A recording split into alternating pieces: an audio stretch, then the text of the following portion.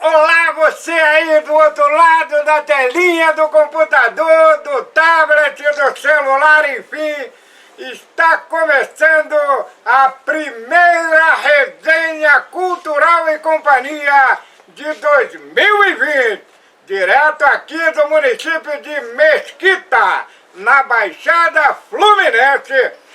Nós vamos começar com uma atração interessantíssima. É assim mesmo, no superlativo, absoluto sintético. Por quê?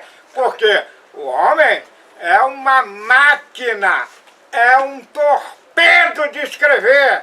Eu falo dele, Pedro Silva, Pedro Ferreira Silva, Pedro Ferreira. Ele até agora deu um show de escrever e lançar livros na Baixada e na região. Fique ligado, daqui a pouquinho Pedrão vai contar este fenômeno.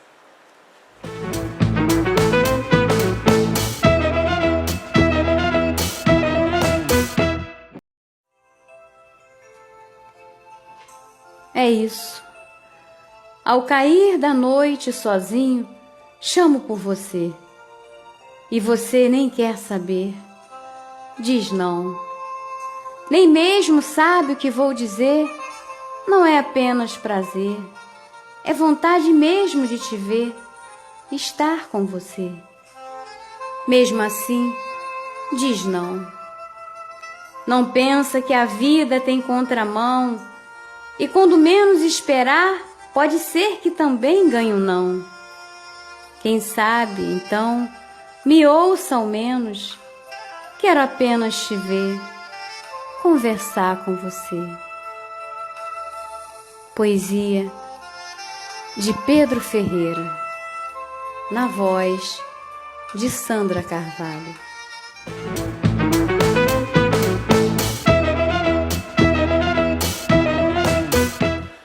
Muito bem, agora é hora da gente falar do nosso convidado desta resenha cultural e companhia.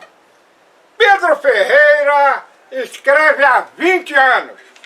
Ele até agora fabricou daqui, da sua imaginação, 34 livros. Pedro Ferreira, obrigado por participar. Eu que agradeço. Desta nossa primeira resenha cultural de 2020. E queria saber de você como é isso, como é essa coisa.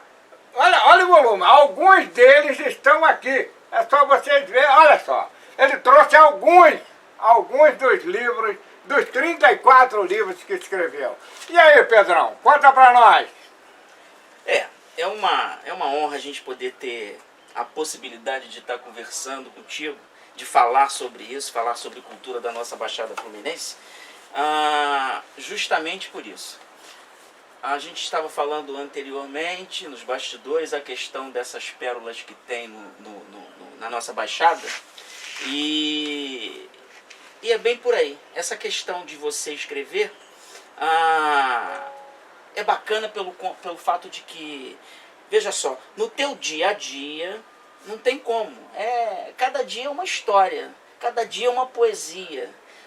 Então fica, para quem gosta de escrever, né, que tem isso, o cara tem que ter aquela intuição, aquela inspiração, aquela vontade de querer escrever. E juntando com o que a gente vê todos os dias, é fácil. Não é tão difícil a gente escrever, pôr no papel o que todos gostam e querem saber, né? Por exemplo, esse aqui é um dos livros mais recentes. É um romance. Coisa mais linda. Um romance onde se dá aqui na Baixada Fluminense. Fato da Baixada, verídico. É uma história. Virou um romance. Então, como eu estou te falando, no dia a dia você vai vendo, vai escutando, vai percebendo algumas coisas e você faz disso as tuas inspirações. Entendeu? É assim Então que você é um funciona. escritor que trabalha, que cria em cima da percepção do dia a dia, seria isso? Também. Também. Por quê? Sabemos que existe aquela diferença entre o escritor e quem escreve livros. Isso. Aquele- A fantasia pode se diferenciar da realidade, mas nem tanto, é isso? Sim. Por exemplo, o escritor, ele faz você viajar naquela ideia que ele quer. Por exemplo, nesse livro, nesse romance, A Coisa Mais Linda, é um fato, né? E desse fato eu fiz a história, entende? E quando você está escrevendo o livro, você está simplesmente transportando aquilo que você ouve e vê. É bem diferente. Por exemplo, num livro de poesias como esse aqui, Amar, Pecado ou Desejo, são 200 páginas onde você consegue se deliciar com 200 títulos bem sugestivos. O que acontece nessa condição aqui? Aqui você é um escritor. Tem diferença. Aí vem Entre o escrever forte o livro- o sentimento. Exatamente. Né? Aqui a essência de um livro de poesia, por exemplo, é o escritor. É ele passando as emoções, é ele mostrando, é ele fazendo com que o leitor viaje. Eu faço o meu leitor aqui viajar pelos caminhos que eu quero, que são as poesias ditas e escritas, né? Já no livro... A cada obra, Exatamente. uma história diferente, seria isso? Pode ser. É bem por aí o que Então pode acontece. Né? ser por quê? Porque a variação, né? Então, o escritor ele tem a condição de fazer o seguinte: se você tem um fato, certo? Você pode transformá-lo ao teu belo prazer, ao teu bem ver. Ou seja, eu posso fazer de um fato uma história, eu posso anexar mais subsídios, eu posso colocar mais emoções. Então eu estou transformando um fato. Não se tem os filmes que são baseados em histórias reais. Então o escritor, neste momento, ele pega uma história real e ali com certeza ele vai enxertando com as suas fantasias, ao seu deleito, vamos dizer assim, né? Você roteiriza, toda vez que você pensa em escrever um livro, você cria um roteiro ou sai naturalmente, você começa e vai desenvolvendo? Nos livros de crônica precisamos roteirar, não tem como. Por quê?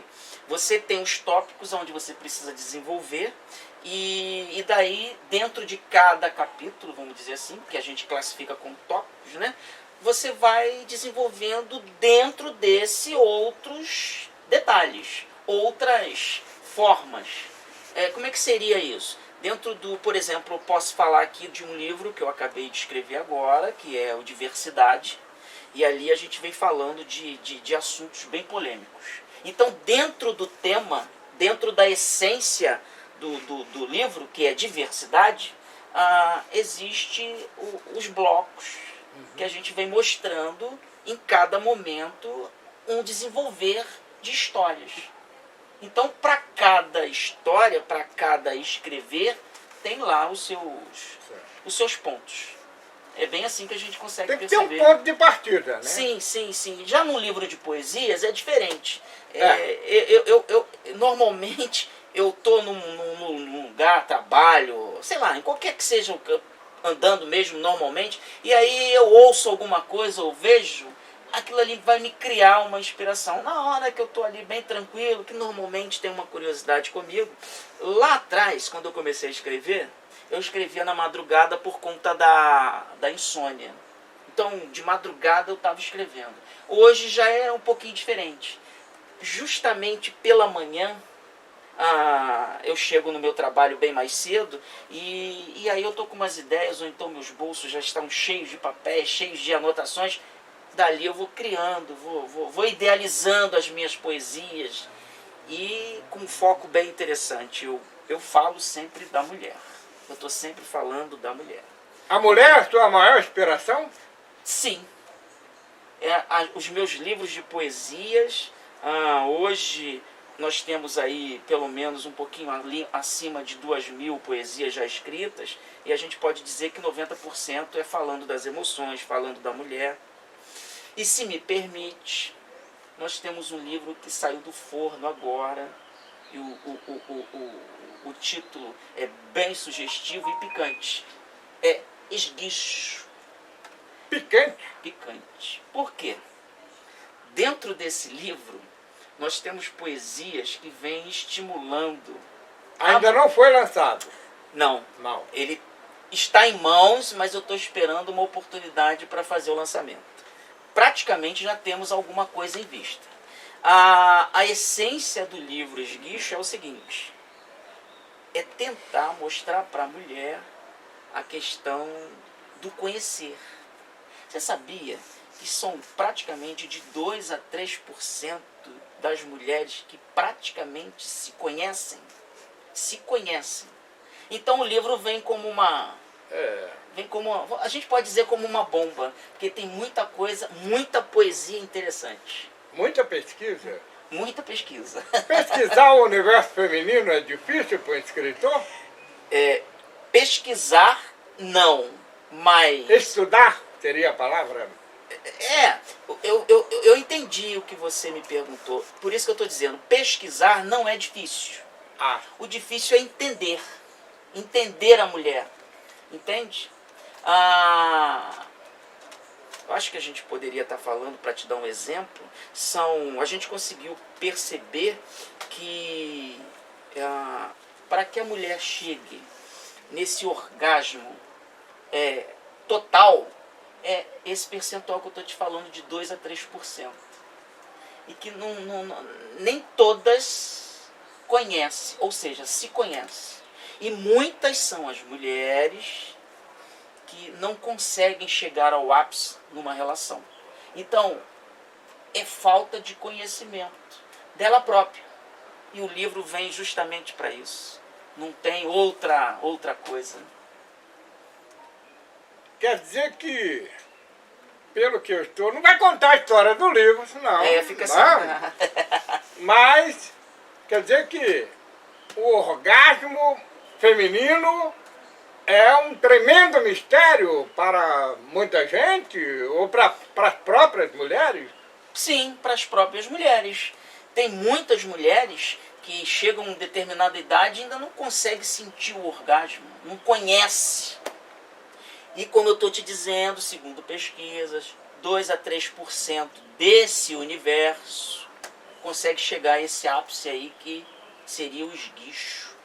E aí vocês em casa podem pesquisar sobre a palavra e que vocês vão entender muito mais sobre. É por aí.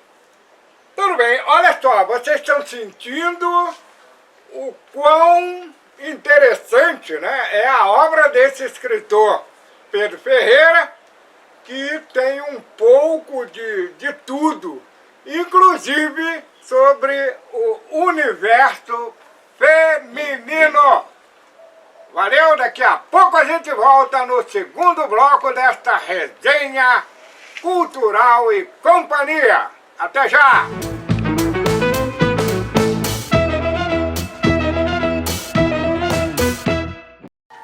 Poesia de Pedro Ferreira. Ficar. Até agora estou a sonhar o gosto do beijo que você pode ter. E sinto na pele os arrepios de poder te amar. Com tamanha vontade e desejo, apenas me resta esperar a tua vontade e aconchego. Não demore em aceitar todo esse carinho que por você quero dar. Não me deixe tanto tempo a esperar. É difícil ficar sem te ver. O grande lance agora pode ser você chegar perto de mim e dizer: eu te quero muito, como há muito tempo não despertava isso por alguém. Ficar, na voz de Sandra Carvalho.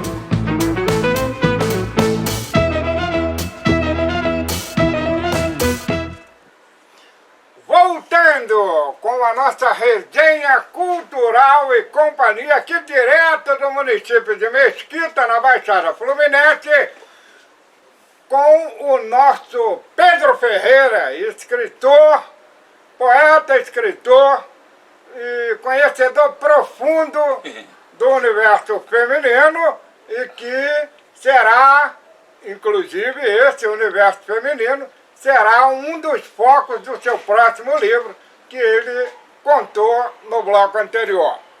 Pedro, o que é mais complicado para um escritor, para quem escreve a história capitulada, o conto, a crônica, soneto, enfim, o que é mais complicado ou mais difícil e o que é mais fácil? Bom, de cara, mais fácil seria as poesias. Porque aquilo dali é, por exemplo, aquela tua intuição, aquela tua inspiração momentânea, você sentou ali, você tendo 4, 5 palavras que seja a essência do que você quer dizer, dá para você criar. E de uma poesia você tira uma trova, que são 4 frases, você tira um soneto. Então, quer dizer, diversifica. Soneto são 4... São 16 frases, né? Com dois quartetos e 2 tercetos. Isso. E aí nos quartetos você combina 1 e 3, 2 e 4. E no terceto, 1 e 3. Também não é difícil. Não. É o que eu estou te falando. Você com algumas palavras ali que seja a essência do que você quer falar, né? Você consegue extrair muitas coisas. O que se mostra mais complicado, complexo, é a questão da crônica, Jota. Porque você precisa pesquisar. Não dá para você falar de um assunto simplesmente por falar. Eu tenho aqui o que a gente pode comentar, esse livro Apocalipse, que foi um lançamento o ano passado. Nós temos aqui 226 páginas, onde a gente precisou de pelo menos um ano pesquisando. São 6 pastores que nos ajudou a desenhar todos os capítulos. E por que isso? Muitos têm medo de ler o livro Apocalipse na Bíblia. Sim. Porque pensa em coisas ruins. E aí o que acontece? Buscamos uma literatura fácil, que essa foi a minha proposta desde lá de trás, escrever de forma muito tranquila, um linguajar bem popular, para que não tenha que ter problemas, nada de palavras rebuscadas. No Google. Isso. Então o que eu faço? Eu tenho essa proposta de escrever para o meu leitor, aquele que está próximo, não tem nenhum mestre, nenhum doutorado. Então o grande lance é esse. E o conto? O conto é... Uma história corrida? Sim, o conto você tem 2 versões, né? Você pode capitular, né? E você pode deixar uma história corrida como essa que eu te contei aqui do A Coisa Mais Linda. Não tem capítulos. É uma história corrida. E por isso que a gente diz que a poesia torna-se mais fácil, porque é uma questão momentânea de inspiração, e já a crônica não. Como eu te falei no bloco anterior, a questão do livro A Diversidade, já estamos com 8 meses de pesquisa e só agora foi finalizado em capítulos. E está sensacional, bem explicado. Tá bacana o livro. Quando chegar, eu tenho certeza que os leitores vão gostar e bastante. Quantas feiras literárias, exposições você já participou?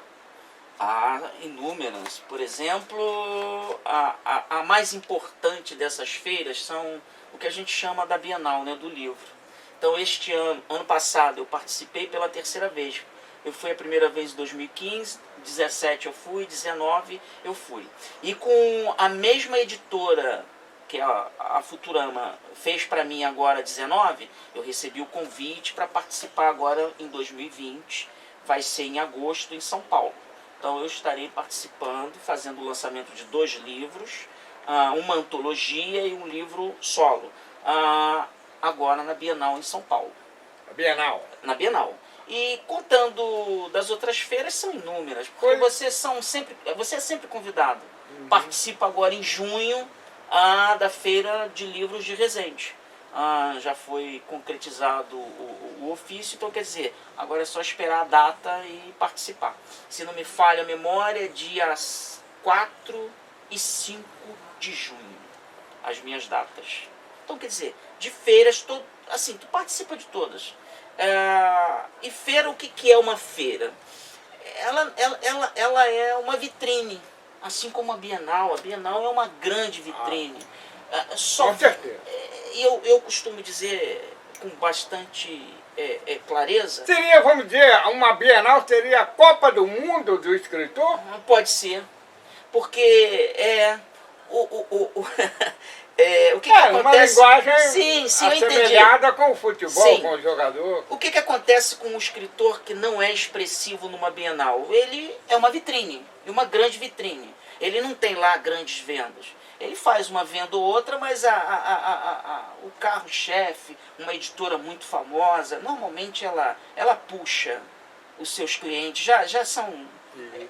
Até na divulgação da participação. Sim. Então, quer dizer, assim como numa Copa do Mundo, né, existem os verdade. Favoritos. Então, verdade. quer dizer, o time pequeno, ele aparece. Mas, tipo Irã, tipo Uganda, África. Isso. Mas não tem lá aquele holofote em cima dele direto. Isso. É bem por aí a questão É bem por aí, né? De uma feira grande. Pulando da Copa do Mundo literária para a Baixada Fluminense, como está a literatura da Baixada? Como você como escritor atuante, constante pelo que a gente vê, análise, você vê como o atual momento da literatura na Baixada Fluminense? Parece gatinhar. A nossa Baixada Fluminense, temos muitas pérolas, como já falei para você numa outra ocasião. Muita gente boa e que não é vista. E a nossa cultura, ela não te dá facilidade. Você veja bem, nesses 20 anos que eu tenho, eu sou um escritor independente, não tenho vínculo nenhum com editora. Eu, no caso, pago para uma editora fazer o meu livro, mas eu não tenho vínculo com ela. Porque eu não gostaria nem de falar aqui, mas a covardia que se faz com o escritor pequenininho é tremenda. Então eu estou falando assim em questão de valores, viu? Hoje, para você, não vou falar valor, mas hoje para você pegar um produto, entregar numa editora e ela te pagar por isso, claro, é uma coisa absurda. Então, como é que você vê a questão da literatura na sua Baixada Fluminense? Engatinhando, porque somos nós, os fazedores, que estamos segurando com unhas e dentes. E dependemos de pessoas como você, como algumas outras. Pode falar, Belinha de Tena. Exatamente. A Mary Monteiro, da Rádio Tropical, que ajuda e bastante os artistas na nossa Baixada Fluminense. Ou seja, tenta buscar, tenta mostrar um programa como esse, onde você pode falar, onde você pode estar mostrando o que de fato é. Então, quer dizer, tudo isso é muito edificante para o pequeno escritor, para o pequeno teatrólogo, artista em geral, não é isso? No Jornal Hora H você sabe que nós escrevemos sim. resenha cultural impressa e lá não há discriminação de divulgação. Você acha que deveria esse tipo de trabalho, tanto o nosso como cronista cultural, quanto os fazedores de cultura, ter pelo menos uma farpelazinha de apoio da iniciativa pública, né, do poder público, ou ainda mais da iniciativa privada? Com certeza. Agora, o que parece ser um pequeno passo, não é. Porque quando você fala dessa ajuda, vem das prefeituras, vem do Estado. E aí eu posso dizer assim, com bastante clareza, que os políticos não estão muito interessados nessa questão. A gente sabe que existe uma lei Rouanet, a gente sabe que existe um valor, Verbas. justamente para se incentivar a cultura. E cadê esse dinheiro? Um cara como você, que procura mostrar o que é a essência da Baixada Fluminense, um cara com uma pessoa com uma Belinha de Tena, como a Mary Monteiro, que foi os nomes que nós citamos aqui, faz de tudo, né? Busca do que se tem, extrai do que tem para tentar. E todos estão vendo isso. Eu te garanto que um secretário de Cultura da Baixada Fluminense, Caxias, Seropédica, Magé, Mesquita, cada um tem o seu assessor lá de marketing, cada um tem o seu agente de cultura lá. Mas e por que não se mexe? Por exemplo, estamos hoje em Mesquita. Sou morador de Mesquita há 55 anos, a minha idade. E você não vê nenhum projeto focado, voltado para o artista pequenininho. Por que não tem? É uma pergunta. Então, é complicado. Então, nós temos aí também, agora chegando no pedaço, Yolanda Brazão com a sua revista Em Cena. Cena e Ação. Cena e Ação, né? É outra que faz cultura. E você sabe que é a nossa parceira. Yolanda é... Então, quer dizer, são pessoas assim que precisamos... Olha, se você me permite, eu gostaria de estar falando de um movimento que se tem desde 2018, no qual você faz parte, que é o Grupo de Amigos e Arte da Cultura, o GAAC. E nós precisamos fomentar esses movimentos em prol da cultura, porque lá atrás você viu e você fez a propaganda bem positiva com relação a isso, e você sabe que a gente consegue fazer algumas coisas. Agora, precisa existir a união dos artistas. Essa coisa de querer o holofote só para si não funciona muito. Então, quer dizer, precisamos de mais espaços, precisamos de mais gente como você, como Yolanda, como Belinha, que possa propagar e que possa fazer parte desses movimentos, assim como é o GAAC, esse grupo de amigos e arte da cultura, que é nada mais, nada menos que artistas que se juntam para fazer da cultura algo que possa sobreviver. E a volta do GAAC parece uma realidade. A volta não, o recomeçar, né? Isso não parece, já é. Já é. Então, quer dizer, já atrás, aí, há pouco tempo, tivemos algumas reuniões. Então, hoje estamos falando, já temos propostas. Então, a questão agora, Jota, é pôr o carro para andar. Então, quer dizer, já estamos prontinhos para fazer a nossa arte funcionar. É por aí. Muito bem. Como eu sempre digo, quando a gente se aproxima do final de qualquer papo. Papo com Pedro Ferreira, que é poeta e autor, escritor. É um papo para uma tarde inteira, entrando pela noite, porque assunto não falta. Gostaria agora de agradecer mais uma vez Pedro Ferreira, que abre esta nova fase da Resenha Cultural 2020. Merece aplauso, Pedro Ferreira! Obrigado. Eu que agradeço aí o eterno carinho. E o microfone aí está aberto, ligado, aliás, né? Para você dar suas considerações finais, seu recado final, se tiver, enfim. Vamos lá. Posso falar algumas palavras aqui para os meus leitores?